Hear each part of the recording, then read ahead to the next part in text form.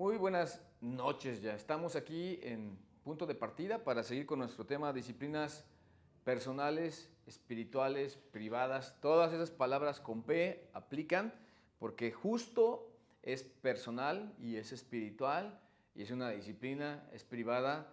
Y si es disciplina privada, quiere decir que es más significativa. Hoy, para hablar en disciplinas personales, espirituales, un tema que es básicamente el tema de todo. Así como decía mi abuelo, qué será que en todo está? Estanislao Cantera Gutiérrez es mi abuelo, que realmente fue mi padre, así me crió y pues desde muy pequeño vivimos siempre con él, ya desde los 13 años para adelante, pues hasta que me casé estuve con Estanislao Cantera Gutiérrez para honrar su nombre y él decía, ¿qué será? ¿Qué será que en todo está? No es un acertijo, ¿eh? A ver, ¿dónde está? ¿Dónde está? ¿Está en el aire? Sí, en el aire está. También está en el aire. ¿Está en el mar? Sí, también en el... ¿Qué será? ¿Qué será que en todo está? ¿Está en Dios? También está en Dios. Bueno, para no tomarme mucho tiempo y ya muchos muchachos van a saber esta adivinanza, el nombre. Todo tiene nombre. ¿Qué será? ¿Qué será que en todo está? El nombre. Todo tiene nombre. Cuando hablamos de dar, cuando hablamos de dinero, cuando hablamos de administración, ¿qué será? ¿Qué será? ¿Qué será que en todo está? Administramos el tiempo, administramos la vida, administramos los bienes, administramos el matrimonio, administramos nuestra vida cristiana, administramos nuestros conocimientos, los bíblicos o espirituales, los conocimientos de todo estilo. Así que también cuando hablamos de mayordomía o de dar, que estamos hablando que involucra dinero y no solo dinero, también tiempo, estamos hablando de algo que realmente también está en todas partes porque hay dos cosas bien importantes que los seres humanos tenemos. La primera es la vida acompañada de salud y la segunda cosa que tenemos es el tiempo. Así que si tenemos contado nuestro tiempo es limitado, deberíamos limitar las cosas que hacemos con nuestro tiempo. Y como también tenemos recursos limitados, deberíamos saber dónde invertimos nuestros recursos. Nuestro Señor no solo enseñó y sanó en el templo, sino que también observó a los adoradores. Cuando hablamos de nuestro Señor estamos hablando de Jesús. Qué bueno que ustedes se conectan, quienes nos estén acompañando. Como siempre en punto de partida, hoy bienvenidos y siempre que hablemos de nuestro Señor nos referimos a Jesucristo. Nuestro Señor Jesucristo no solo enseñó y sanó en el templo actividades que sí hizo, a veces hasta los sábados, sino que también observó a los adoradores, porque los que adoran en espíritu y en verdad es necesario que adoren. Y acciones de adorar es cantar, es leer la Biblia, es orar, es adorar, es vivir, ir al trabajo, regresar del trabajo, ir a la escuela, regresar de la escuela, pues así, conscientes de Dios en nuestras vidas. Y cuando estamos hablando de adorar, una acción más para adorar y de las que, digámoslo así, un termómetro excelso para medir nuestra adoración sería el dar. Y ahí Cristo estaba observando, se sentó para observar a los que ofrendaban, que tiene que ver con dar. De este lado tengo servir y de este lado tengo dar. Y aquí atrás de mí el sillón, como es algo grande, tapa amar. Normalmente no está en ese orden lo que somos como iglesia, nuestro ADN, que es servir, amar y dar. Dar, amar y servir. Y es que creemos que cuando Cristo llega a la vida, y así lo dice Dios, nuestro ser se transforma de tal manera que tenemos el amor de Dios. Y entonces yo puedo servir sin amar y puedo dar sin amar, pero no puedo amar sin servir y dar. El que ama necesariamente tiene que servir y tiene que dar. Y Cristo estaba precisamente viendo a los que ofrendaban y en ese sentido Él observa, Él ve lo que damos y por qué lo damos. ¿Qué tal? Ese juego de palabras, ¿no? Él ve lo que damos y por qué lo damos y conoces quienes dan a Dios lo mejor. Quienes dan a Dios lo mejor es no lo que sobra, no por ganancia deshonesta, sino por alegría, con gozo a Dios. Y por cierto, lo mejor, no lo que ya no nos sirve o lo que ya no queremos o lo que ya no nos gusta, como cuando alguien compra un televisor, por ejemplo, nuevo, ahora son pantallas, no sé, de 70 pulgadas, qué grande, ¿no? Para ver el mundial. Órale, si quieren ver el mundial en estos días, ¿no? Pero el televisor de 40 pulgadas que tenía en su casa, pues lo dona para la obra de Dios. Da a Dios lo mejor. Sería al revés, ¿no? Lo que tendríamos que hacer. Así que Dios está interesado en la proporción. Subrayenlo, por favor. Dios está interesado en la proporción, no en la porción.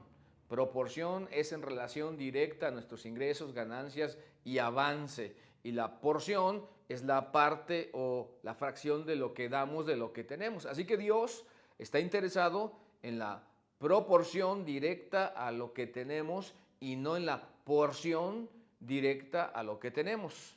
Cuánto se conserva o no cuánto se da. Es decir, Dios está interesado no en cuánto das, sino en cuánto retenemos o cuánto conservamos o cuánto usamos de todo lo que Él nos da, por supuesto.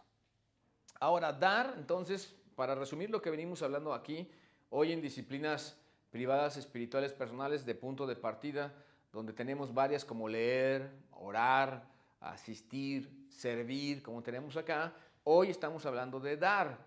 Y dar no se trata principalmente de satisfacer las necesidades. Hay gente que da pues solo como un sentimiento mesiánico de rescatar a ciertos eventos o lugares o personas cuando ven la necesidad. Qué bueno, bienvenida a la ayuda siempre que se trata de, necesitamos pintura y alguien da pintura, ¿no? Necesitamos cables para electricidad y alguien da los cables para electricidad. Necesitamos un botiquín aquí en la iglesia, en el templo, para que la iglesia haga uso, y lo traen el botiquín. Y eso es como andar apagando fuegos y tener más bien un espíritu como de Mesías, de que salva, ¿no? No, satisfacer las necesidades, eso no es problema, eso lo puede hacer Dios. Eso está a cargo de Dios. Y básicamente es que nosotros no estamos acostumbrados a dar rutinaria y sistemáticamente para que la iglesia fuera hermoseado su templo, sus instalaciones, los proyectos fueran bendecidos, hubiera presupuesto sin andar pidiendo nada para que los crescendo, por ejemplo, los de música, tengan asignado una partida para estar fomentando la música en la iglesia, o los de ambientes de familias pudieran hermosear el ambiente donde llegan los niños. Pues sin estar, y estoy hablando aquí para los que no nos conocen, de cosas muy particulares de nuestra iglesia, sin tener que estar diciendo, necesitamos, cuando hay una hamburguesada, la catsup, y cuando hay una hamburguesada necesitamos el jitomate y el pan, y quién trae la carne, y mejor tener, y de ahí hacer más que una hamburguesada. Así que dar, en cuanto a la generosidad con nosotros de Dios, se trata principalmente, no se trata, perdón, principalmente de satisfacer las necesidades, y así como bomberos llegar cuando hay emergencia, sino tener una vida de dar, porque esto de satisfacer las necesidades, Dios siempre se encarga de ello. Realmente dar se trata de la condición de nuestro corazón, de tu corazón, de mi corazón. Y por cierto, tu fe o mi fe, nuestra fe. Así que cuando estamos hablando de dar, se habla de la conexión que tenemos con Dios y el enfoque de dónde estamos calibrados y lo que nos interesa o no nos interesa de la obra de Dios. Básicamente, dar sí habla de la condición de nuestro corazón, y podríamos entonces pensar, ¿qué pasaría si nosotros tuviéramos una relación perfecta con Dios de total confianza, de total fe? ¿Cómo serían nuestras ofrendas? ¿Cómo sería nuestro donativo, nuestro dar? ¿Cómo nos importaría las cosas y actividades de la iglesia y las circunstancias de ampliar la obra de Dios y hacer que este movimiento, así como se lanzó en el año 2000 de nuestra era, sea relanzado con fuerza? Porque no estamos pidiendo en campaña continua como ahora Be Rich, que es el clímax de la generosidad, sino que de continuo nuestro corazón hablaría en dar de lo que nuestra fe significa delante de Dios. Así que dar dinero estira nuestra fe. Es justo lo que estamos diciendo. Dar dinero estira nuestra fe porque significa dejar de lado en lo que confiamos en lugar de Dios. No sé si algunos de ustedes, yo lo he experimentado, así que no puedo hablar de algo aquí que no sepa.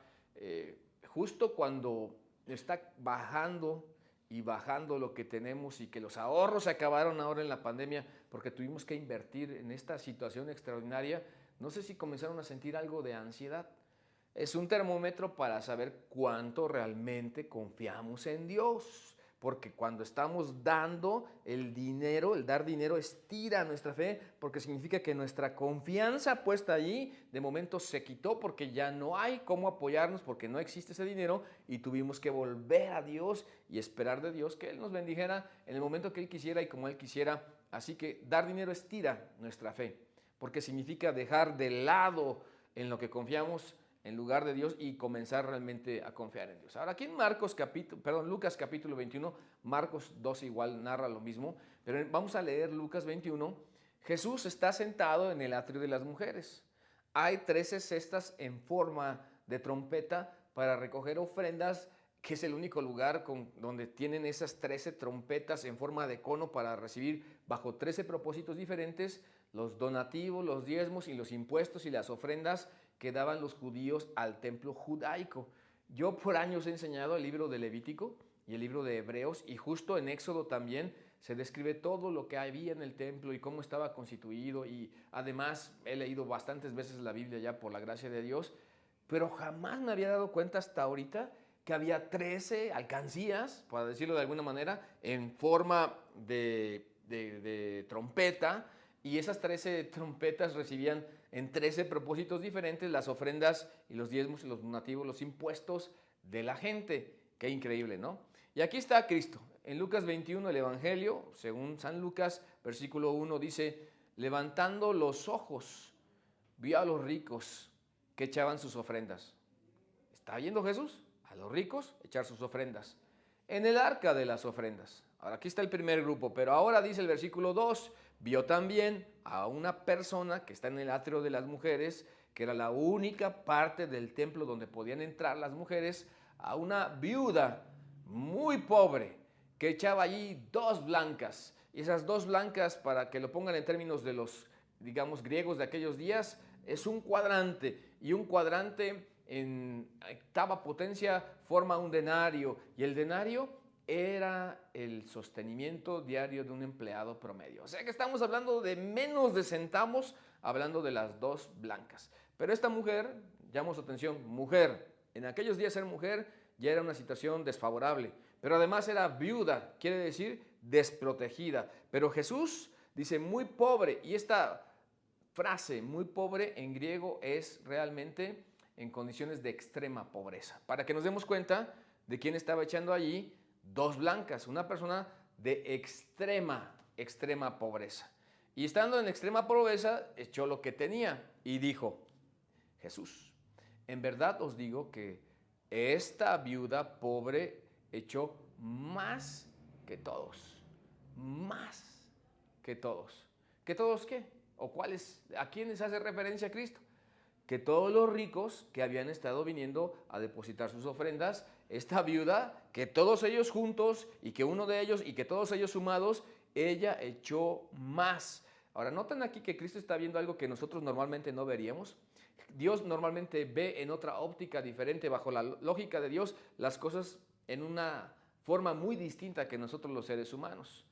Entonces, la perspectiva divina en estas cosas y en muchas otras es opuesta a la perspectiva humana, porque diríamos contablemente y objetivamente los números son fríos.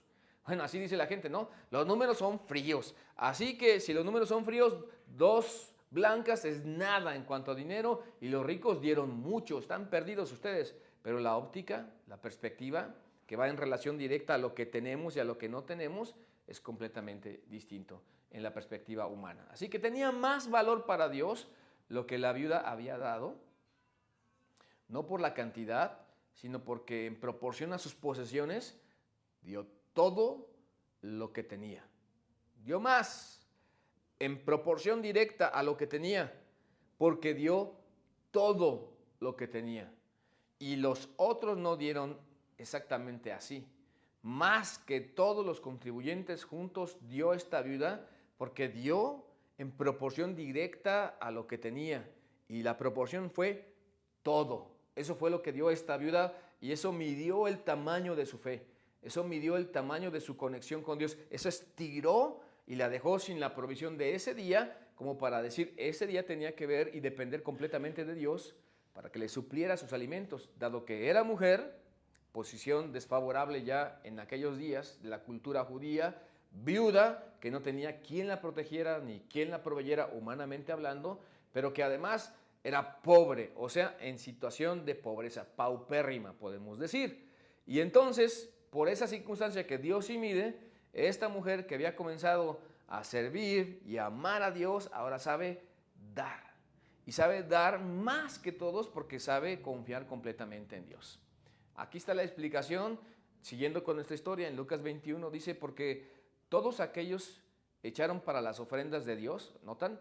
Para las ofrendas de Dios, no es para nosotros, es para las ofrendas de Dios, de lo que les sobra. Y conste que era para las ofrendas de Dios y estaban dando lo que les sobra, aunque Dios nos da todo. Más esta, de su pobreza, echó todo el sustento que tenía. Híjole, qué lección. Ella de su pobreza echó todo lo que tenía y aquellos estaban dando lo que les sobra. Ahora, tenemos que poner esto en nuestro contexto latino. Estamos acostumbrados a reunirnos con la iglesia en nuestro contexto latino, en una iglesia, digámoslo, institucionalizada y auspiciada de inicio por el gobierno en los años incipientes de su inicio, por allá del año 300 después de Cristo, cuando el Imperio Romano oficializó el cristianismo y a partir de allí se comenzaron a construir templos suntuosos, pero además de templos suntuosos, el gobierno mismo promovía que todo el mundo fuera de esa religión y que además tenían y contaban con el aval de ellos. Así que la gente iba al templo, hoy confundido con la iglesia, el templo, a la iglesia, dicho así, para recibir en vez de dar. Y no notan o no recuerdan que la gente daba limosna a la gente que estaba fuera de los templos pidiendo como pedigüeños y que cuando entraban al templo daban sus diezmos y sus ofrendas en distinción a la limosna que daban fuera. Pero en alguna manera los latinos nos hemos quedado acostumbrados a dar limosnas en una cultura generalizada y dar a la iglesia, y es más, ir a la iglesia no a dar, hablando de lo material, sino a recibir. Y claro, tú vas a la iglesia que te den espiritualmente, pero la única manera de fortalecer la iglesia es con tiempo, con recursos de tiempo, con recursos económicos, dinero y con tu propia persona. Nosotros hacemos la iglesia, dicho de otra manera. Así que dicho esto, esta mujer da más porque los demás daban de lo que les sobraba. Y de alguna manera entonces Jesús está conectando una recompensa con la generosidad financiera. La recompensa de la fe, más cuando des, dice Jesús en Mateo 14, no seas como los hipócritas que tocan trompeta delante de ellos, que no sepa tu mano derecha lo que te hace su izquierda, pero cuando dice limosnas se está refiriendo a las limosnas que, como ya dije, se daban fuera del templo y no dentro del templo para el sostenimiento de los sacerdotes y de todo el oficio sacerdotal, el mantenimiento de los levitas en el caso de los judíos y todo el mantenimiento que tuviera que ver con el tabernáculo en su momento y ahora con el templo, donde ahora la iglesia, siendo que Jesús muere en nuestro corazón por la fe, nos constituimos en templos de Cristo físicamente hablando. Ahora tenemos un recinto, unas instalaciones, una construcción, un auditorio al cual llega la iglesia y se reúne y le llamamos templo. Y en ese momento podemos hablar que allí es donde Cristo concentra y ve que ahora se puede dirigir su obra y además está estipulado así, traed todos los diezmos al alfolí y haya alimento en mi casa. Y probadme ahora en esto, dice Jehová de los ejércitos. Si no, os abriré las ventanas de los cielos y derramaré sobre vosotros bendición hasta que sobreabunde. Así que Dios, Cristo, conecta con una recompensa con la generosidad financiera. Y la generosidad, no el obedecer, va más allá de obedecer. La generosidad financiera, dar, trae de parte de Dios recompensas, pero sobre todo evidencia una vida espiritual genuina, una vida espiritual saludable. Así que como creyentes podemos incrementar nuestra generosidad, sea de dinero, nuestra generosidad de tiempo o nuestra generosidad de talentos, aún más allá de lo que sea conveniente o seguro. ¿Qué estoy diciendo con esto? Yo puedo ir más allá de lo que Dios mínimamente me pide y tengo que comenzar con algo. Si no estás dando nada, ojalá y que dieras algo y fortalecieras realmente la obra de Dios, la Iglesia Conexión Vida, y nos dieras la oportunidad de reconocer a los que han entregado su vida para servir a Dios y dedicarse a extender la palabra de Dios, pero también en amor y en obediencia a Dios, de que su obra me interesa y lo que tiene que ver con su iglesia verdaderamente me interesa. Quiero repetir esto que estoy diciendo. Como creyentes podemos incrementar nuestra generosidad, sea de dinero, sea de tiempo o de talentos, o aún más allá de lo que sea seguro o conveniente, lo podemos hacer. De la ofrenda, pues, de esta viuda pobre, aprendemos que lo que damos en justicia para ayuda al pobre y para el sostenimiento del servicio a Dios, se da a Dios. Justo es de Dios. Lo que damos al pobre, lo que hacemos sin que la gente se dé cuenta, lo que damos para el sostenimiento del servicio a Dios, de las reuniones, del movimiento de la iglesia, es para Dios porque se dio a Dios, se da a Dios. Y que nuestro Salvador, Jesús, ve con agrado, y por cierto, no solo ve, sino que está pendiente de que está viendo. ¿Cómo es esto de que está viendo? Se sentó en el atrio de las mujeres para observar cómo los adoradores daban, justo como hoy el Dios omnisciente está viendo cómo con agrado o de qué manera estamos sirviéndolo, siguiéndolo, dando, que es nuestro tema hoy, dar, como las disciplinas espirituales, personales, privadas. Dar es la piedra de toque, y que nuestro Salvador ve con agrado lo que tenemos en nuestros corazones. Cuando damos para ayuda de sus miembros o para su servicio. Él ve lo que está en nuestro corazón cuando damos para su servicio, para nuestros hermanos, para la iglesia, de una manera continua, no con el síndrome de ser un Mesías que solamente se aparece para dar cuando se necesita. Qué bueno por los que dan cuando se necesita, pero qué bonito sería que no acalláramos nuestra conciencia diciendo yo doy cuando se necesita. Qué bonito sería que yo diera de manera continua y que de ahí se pudiera tomar para engrandecer la obra de Dios, poder proyectar la obra de Dios, poner lo que la gente llama techos financieros, o sea, presupuestos, para saber con cuánto contamos para hacer la obra de Dios y no estar pensando en como Manolo y Venancio. Investíguenlo, cómo es como Manolo y Venancio cuando le manda a vigilar cómo se prendían las luces intermitentes y decía, a ver, Venancio, fíjate, le dijo a Manolo, si sirven mis luces intermitentes. Ya se lo saben, ¿verdad? Los que han estado aquí conmigo durante años. Y entonces, a ver, préndelo. ¿Cómo se ve? Ahora sí, ahora no. Ahora sí, ahora no.